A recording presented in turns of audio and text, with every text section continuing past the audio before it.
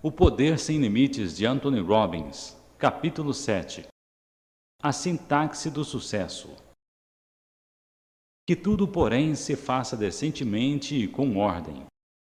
Primeira carta do apóstolo Paulo aos Coríntios, capítulo 14, versículo 40. Ao longo deste livro falamos sobre descobrir como as pessoas fazem coisas.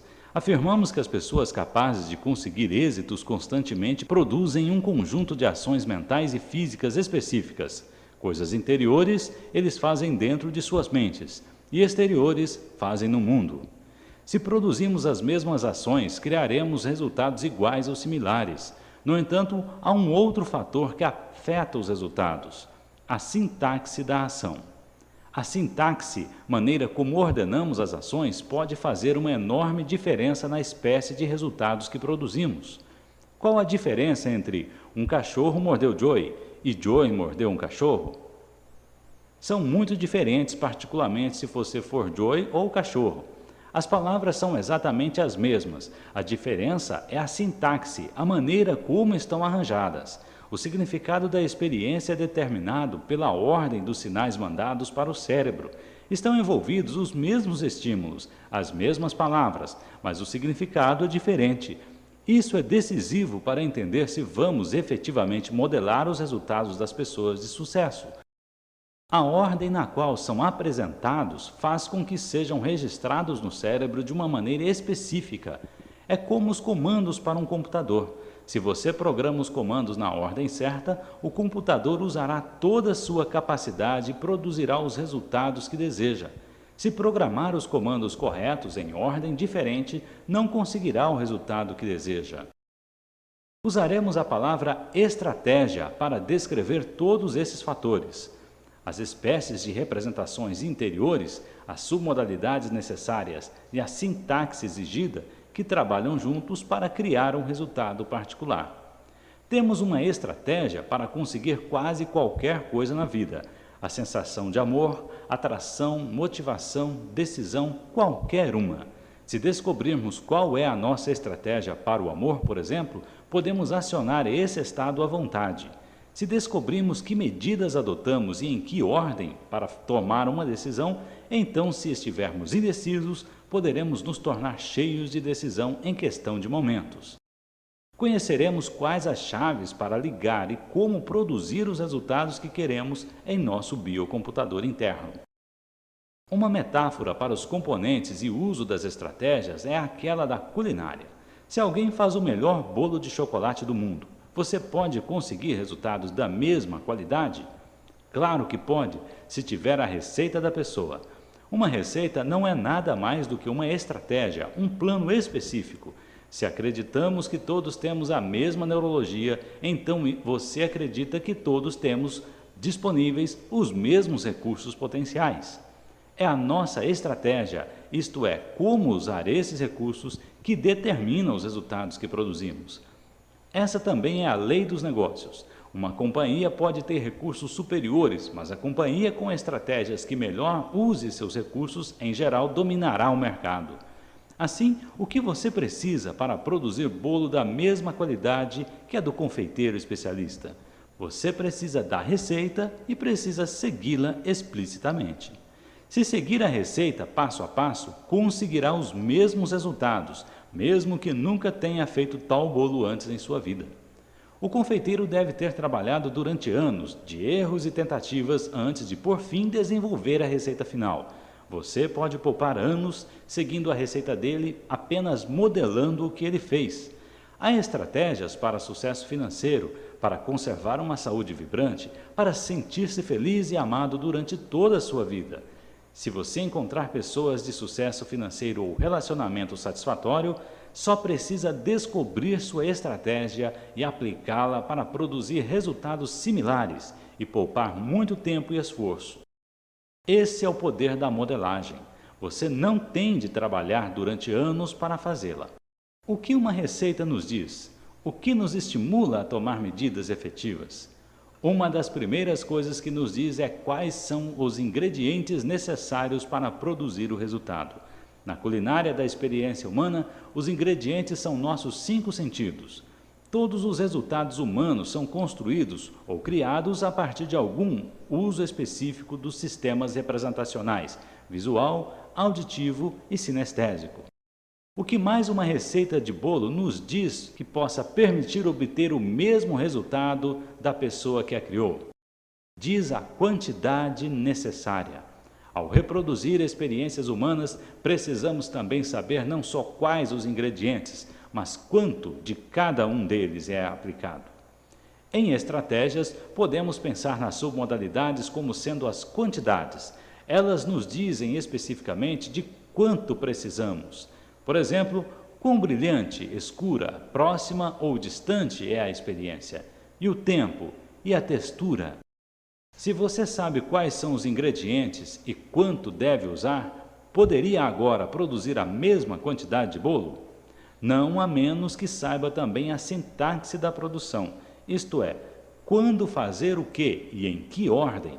O que aconteceria se ao bater o bolo você pusesse primeiro o que o confeiteiro pôs no fim? Você produziria um bolo da mesma qualidade? Provavelmente não. Se, no entanto, usar os mesmos ingredientes, na mesma quantidade, na mesma sequência, então é claro que poderá obter resultados similares. Temos uma estratégia para cada coisa, para motivação, para comprar, para amor, para ser atraído por alguém. Certas sequências de estímulos específicos sempre alcançarão um efeito específico. Estratégias são como a combinação para o cofre dos recursos de seu cérebro.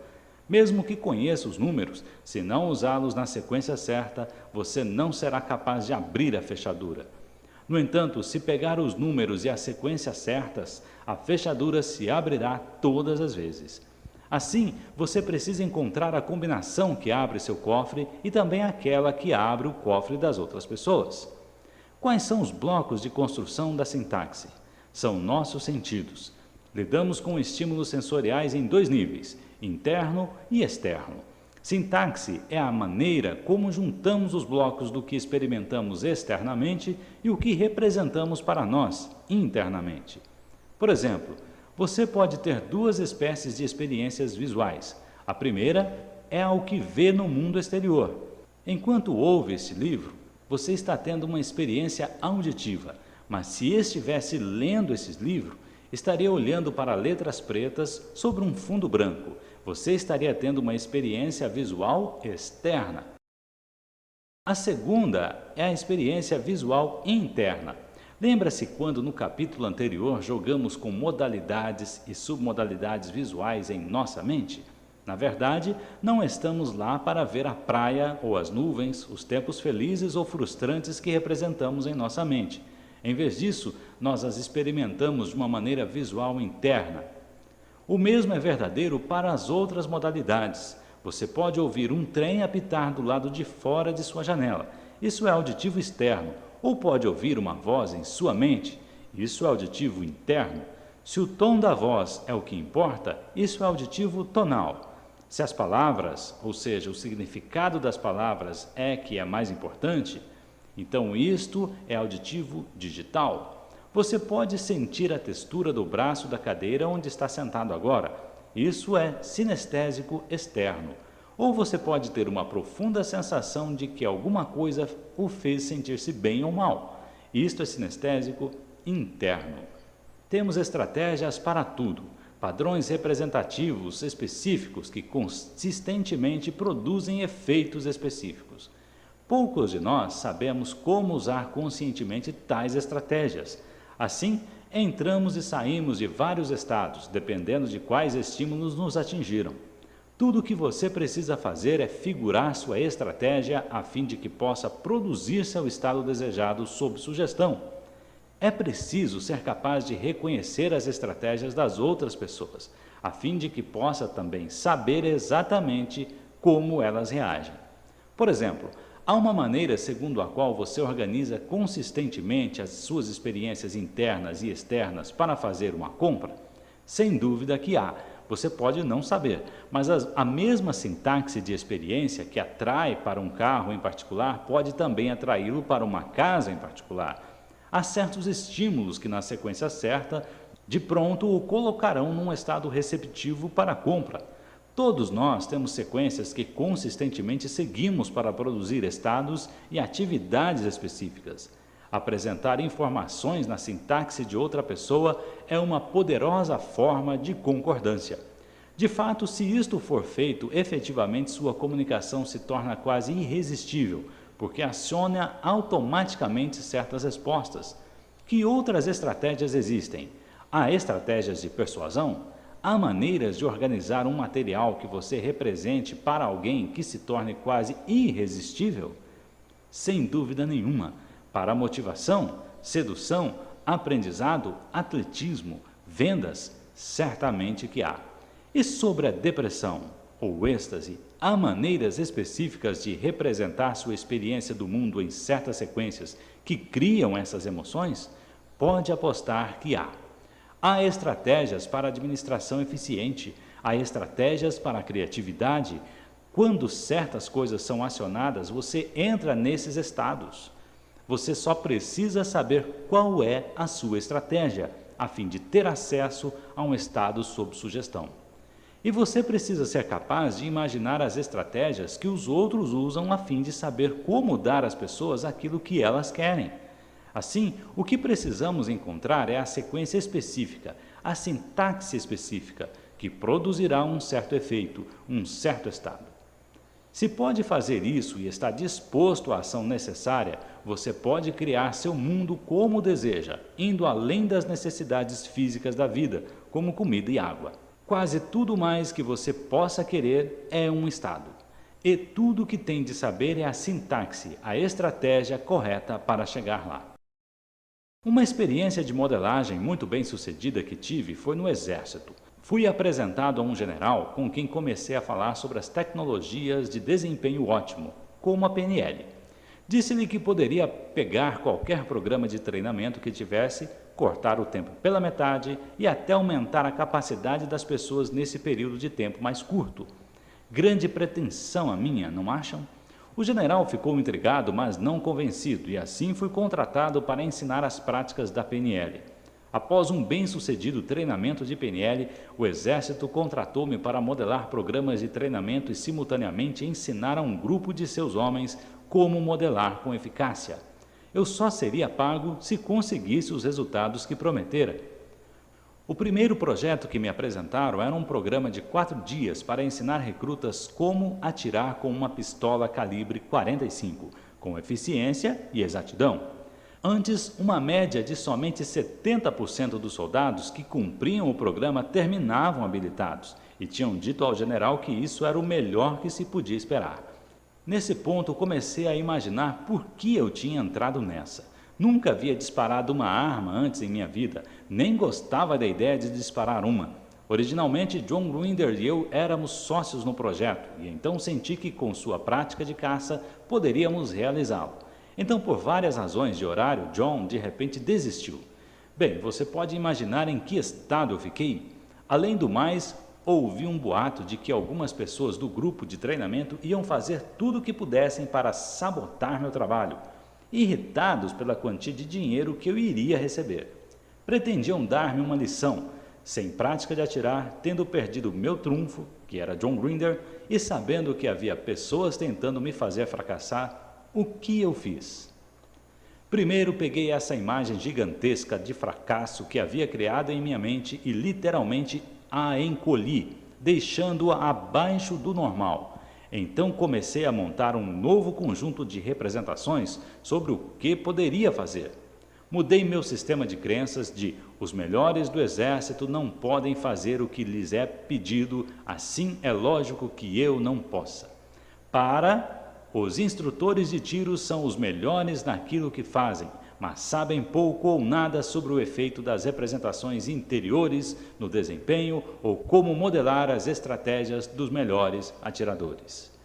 Pondo-me num estado de total riqueza de recursos, informei ao general que precisaria ter acesso aos seus melhores atiradores, a fim de poder descobrir o que os levava em suas mentes e ações físicas ao resultado de atirarem com eficiência e exatidão. Uma vez que descobrisse a diferença que faz a diferença, poderia ensiná-la a seus soldados em menos tempo e produzir os resultados desejados. Junto com minha equipe de modelagem, descobri as crenças-chave que alguns dos melhores atiradores do mundo compartilharam e comparei-as com as crenças dos soldados que não atiravam com eficiência. A seguir, descobri a sintaxe mental comum e as estratégias dos melhores atiradores e as copiei, a fim de poder ensiná-las para um atirador iniciante. Essa sintaxe foi o resultado de milhares, talvez centenas de milhares de tiros e mudanças de minuto em suas técnicas. Então modelei os componentes-chave de suas fisiologias, tendo descoberto a estratégia ótima para produzir o resultado chamado atirar com eficácia, dei um curso de dia e meio para atiradores iniciantes.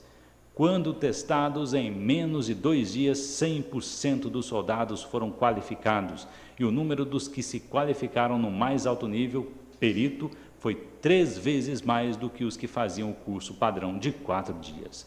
Ensinando a esses novatos como produzir os mesmos sinais para seus cérebros que os peritos produzem, nós os tornamos peritos em menos da metade do tempo. Peguei então os homens que havia modelado, os maiores atiradores do país, e ensinei-lhes como intensificar suas estratégias. O resultado, 1 hora mais tarde, o homem fez muito mais pontos do que em 6 meses. Outro atirou mais na mosca do que em qualquer competição de que se lembrava, e o instrutor teve dificuldade em vencer esses 2 homens. O coronel, em sua comunicação para o general, chamou a isso de o primeiro avanço no tiro de pistola desde a Primeira Guerra Mundial. O ponto fundamental é você entender que mesmo quando tem pouca ou nenhuma informação anterior, e mesmo quando as circunstâncias parecem impossíveis, se você tiver um modelo excelente de como produzir um resultado, você pode descobrir especificamente o que o modelo faz e reproduzi-lo e assim produzir resultados similares num período de tempo mais curto do que lhe parecia possível. Uma estratégia muito mais simples é aquela usada por muitos atletas para modelar o melhor em seu setor. Se quiser modelar um esquiador perito, você deve primeiro observar cuidadosamente para ver como é sua técnica. Enquanto observa, pode mover seu corpo com os mesmos movimentos, até parecer ser uma parte de você. Se já observou os esquiadores, pode ter feito isso involuntariamente. Quando o esquiador observado precisa virar, você vira por ele, como se fosse você quem estivesse esquiando. A seguir, deve fazer uma imagem interior de um perito esquiando. Você foi do visual exterior para o sinestésico exterior e para o sinestésico interior.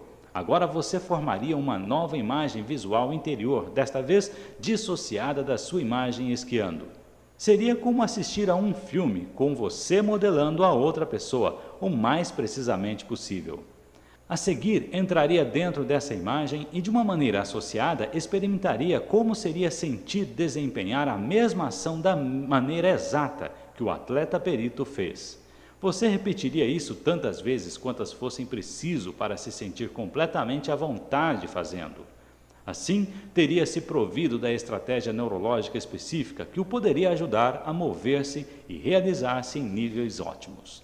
Finalmente, tentaria isso no mundo real.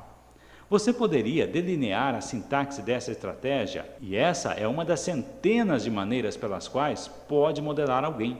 Lembre-se, há muitas maneiras de produzir resultados. Não há maneiras certas ou erradas. Há somente maneiras efetivas ou ineficazes de conseguir seus desejos. É óbvio que você pode produzir resultados mais precisos se estiver bem informado sobre todas as coisas que uma pessoa faz para produzir um resultado. O ideal seria que, ao modelar alguém, você também modelasse sua experiência interior, sistemas de crenças e sintaxe elementar. No entanto, só de observar uma pessoa, você pode modelar muito de sua fisiologia. E fisiologia é um outro fator que cria o estado em que estamos, e assim os tipos de resultados que produziremos. Falaremos sobre a fisiologia no capítulo 9. Uma área crucial onde o entendimento das estratégias e sintaxes pode fazer a maior diferença é a do ensino e aprendizagem. Por que algumas crianças não podem aprender? Estou convencido de que há 2 razões importantes. Primeiro, em geral, nós não sabemos a estratégia mais efetiva para ensinar a alguém uma tarefa específica. Segundo, os professores poucas vezes têm uma ideia exata de como crianças diferentes aprendem. Lembrem-se, nós todos temos estratégias diferentes. Se você não sabe a estratégia de aprendizagem de alguém, vai ter muito aborrecimento tentando ensiná-la. Por exemplo, algumas pessoas são péssimas em pronúncia. É porque são menos inteligentes do que as que pronunciam bem? Não. O sucesso da pronúncia pode ter mais a ver com a sintaxe de seus pensamentos, isto é, como você organiza, arquiva e recupera a informação de um contexto dado. Se você é capaz ou não de produzir resultados consistentes, é só uma questão de se sua atual sintaxe mental apoia a tarefa que está pedindo a seu cérebro. Tudo o que vê, ouve ou sente é guardado em seu cérebro. Inúmeros projetos de pesquisas mostraram que as pessoas em transe hipnótico podem lembrar coisas que eram incapazes de recordar conscientemente. Se você não está pronunciando certo, o problema é a maneira como está representando as palavras para si. Então, qual a melhor estratégia para a pronúncia? Por certo, não é a sinestésica. É difícil sentir uma palavra. Não é bem auditiva porque há muitas palavras que você não pode fazer soar efetivamente. O que requer a pronúncia, então? Requer a habilidade de guardar caracteres interiores visuais como uma sintaxe específica. A maneira de aprender a pronunciar é fazer imagens visuais que possam ser de fácil acesso a qualquer hora. Tome a palavra Albuquerque. A melhor maneira de aprender a pronunciá-la não é repetir as sílabas muitas e muitas vezes, é guardar a palavra como uma imagem em sua mente. No próximo capítulo, vamos aprender algumas das maneiras que dão acesso às diferentes partes do cérebro. Bandler e Grinder, os fundadores da PNL, por exemplo, descobriram que o lugar para onde movemos os olhos determina para qual parte de nosso sistema nervoso temos acesso mais fácil. Entraremos nessas disposições mentais de acesso com detalhes mais adiante. Por agora, note apenas que a maioria das pessoas lembra-se melhor de imagens visuais olhando para cima e para a esquerda delas. A melhor maneira de aprender a pronunciar Albuquerque é colocar a palavra acima e à sua esquerda, formando uma imagem visual clara dela. Neste ponto, preciso acrescentar outro conceito: separação. Em geral, as pessoas podem conscientemente processar só de 5 a 9 pedaços de informação por vez. Pessoas que aprendem com rapidez podem dominar até as mais complexas tarefas porque cortam as informações em pequenos passos e depois as reúne no todo original. A maneira de aprender a pronunciar Albuquerque é quebrá-la em 3 pedaços menores. Assim, albu, quer, que. Escreva as 3 partes num pedaço de papel. Mantenha-as acima e à esquerda de seus olhos. Veja albu. Feche seus olhos e veja em sua mente. Abra os olhos, veja albu. Não pronuncie, só olhe. Feche os olhos e veja em sua mente. Continue a fazer isso 4, 5 ou 6 vezes até que possa fechar os olhos e claramente ver algo. A seguir, pegue o segundo pedaço, quer. Siga o mesmo processo e depois com o pedaço que, até que a imagem inteira de Albuquerque esteja guardada em sua mente. Se você tiver uma imagem clara, provavelmente terá uma sensação de que foi pronunciada certa. Agora será capaz de ver a palavra com tanta clareza que poderá pronunciá-la não só de frente para trás, mas também de trás para frente. Tente, pronuncie Albuquerque. Agora pronuncie ao contrário. Uma vez que consiga isso, dominará a palavra para sempre. Você pode fazer isso com qualquer palavra e tornar-se excelente, mesmo que no passado tenha tido problemas para pronunciar seu próprio nome. O outro aspecto da aprendizagem é descobrir as estratégias de aprendizagem preferidas de outras pessoas. Como foi notado acima, todos têm uma neurologia particular, um particular terreno mental que usam com muita frequência, mas o ensino é raras vezes dirigido aos pontos fortes do indivíduo. Assumimos que todos aprendem da mesma forma. Deixe-me dar um exemplo. Há pouco tempo mandaram-me um jovem com um relatório médico dizendo que era disléxico. Não podia aprender a pronunciar e tinha problemas psicológicos na escola. Pude dizer de pronto que ele preferia processar uma grande parte de suas experiências sinestesicamente. Ao perceber como processava as informações, fiquei em condições de ajudá-lo. O jovem tinha maior compreensão das coisas que sentia. No entanto, grande parte do processo padrão de ensino é visual ou auditivo. Seu problema não era dificuldade para aprender, era que seus professores tinham problemas para ensinar. A primeira coisa que fiz foi pegar o relatório e rasgá-lo. Isso é um monte de lixo, disse a ele. Isso chamou sua atenção. Ele estava esperando a usual bateria de perguntas. Em vez disso, comecei a conversar com ele sobre todas as grandes maneiras como usava seu sistema nervoso. Disse, aposto como você é bom nos esportes. Ao que respondeu, sim, bastante bom. Acontece que era um grande surfista. Conversamos um pouco sobre surf e logo ficou excitado e atento num estado de sensação muito mais receptivo do que seus professores jamais tinham visto. Expliquei-lhe que tinha a tendência de guardar as informações sinestesicamente e que isso tinha grandes vantagens na vida. No entanto, o estilo de ensino tornava as coisas difíceis para ele. Mostrei-lhe como trabalhar visualmente e recorri às suas submodalidades para dar-lhe, para a pronúncia, a mesma sensação que tinha com o surf. Em 15 minutos, estava pronunciando como um menino prodígio. E sobre crenças incapazes de aprender? Muitas vezes não é bem isso, mas incapacidade de utilizar estratégias. Precisam aprender como usar seus recursos. Ensinei essas estratégias para uma professora que trabalhava com crianças com problemas de aprendizagem, de 1 a 14 anos, e que em testes de pronúncia nunca acertaram mais de 70%, a maioria ficando em uma média de 25% a 50%. Rapidamente percebeu que 90% de seus alunos incapazes tinham estratégias auditivas ou sinestésicas para a pronúncia. Numa semana começou a usar as novas estratégias de pronúncia e 19 de 26 meninos fizeram 100%, 2 fizeram 90%, 2 80% e os outros 70%. Ela disse ter havido uma enorme mudança nos problemas de comportamento, como que, por mágica, eles desapareceram. Ela agora está apresentando essa informação à diretoria da escola para que seja introduzida em todas as escolas de seu bairro. Estou convencido de que um dos maiores problemas em educação é que os professores não conhecem as estratégias de seus estudantes, não sabem a combinação dos cofres de seus alunos. A combinação pode ser 2 para a esquerda e 24 para a direita, e o professor está tentando usar 24 para a direita e 2 para a esquerda. Até agora, o processo educacional tem sido baseado no que os alunos devem aprender e não como podem aprendê-lo melhor.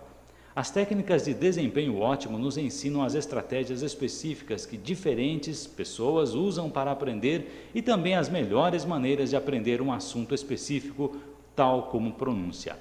Você sabe como Albert Einstein foi capaz de conceber a teoria da relatividade? Disse ele que uma das coisas cruciais que o ajudou foi sua habilidade de visualizar como seria estar cavalgando no fim de um raio de luz. Uma pessoa que não pode ver a mesma coisa em sua mente terá problemas para aprender sobre relatividade. Assim, a primeira coisa a aprender é a maneira mais efetiva de dirigir seu cérebro. É sobre isso precisamente que versam as técnicas de desempenho ótimo.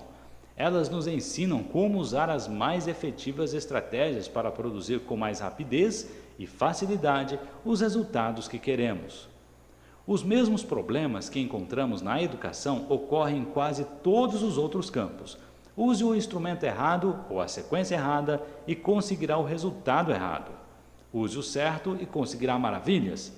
Lembre-se, temos uma estratégia para cada coisa. Se você é vendedor, ajudaria a saber a estratégia de compra de seu cliente? Pode apostar que sim. Se ele for fortemente sinestésico, você quer começar mostrando-lhe as bonitas cores dos carros que ele está olhando? Eu não faria isso. Preferiria atingi-lo com uma sensação forte. Faria com que ele se sentasse ao volante, sentisse o estofamento e se ligasse na sensação que teria zunido em plena estrada. Se ele fosse visual, você começaria com as cores e linhas e as outras submodalidades que trabalham para essa estratégia. Se você é treinador, ajudaria a saber o que motiva diferentes jogadores, que espécies de estímulos trabalham melhor, para pô-los em seus estados de mais recursos? Gostaria de ser capaz de colocar tarefas específicas em suas mais eficientes sintaxes, como fiz com os melhores atiradores do Exército dos Estados Unidos? Aposto que sim. Assim como há uma maneira de formar uma molécula de DNA ou uma maneira de construir uma ponte, há uma sintaxe que é melhor para cada tarefa, uma estratégia que as pessoas podem consistentemente usar para produzir os resultados desejados.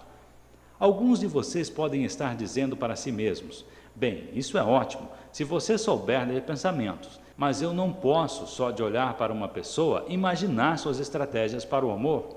Eu não posso conversar com alguém durante uns minutos e saber o que estimula a comprar ou fazer qualquer coisa.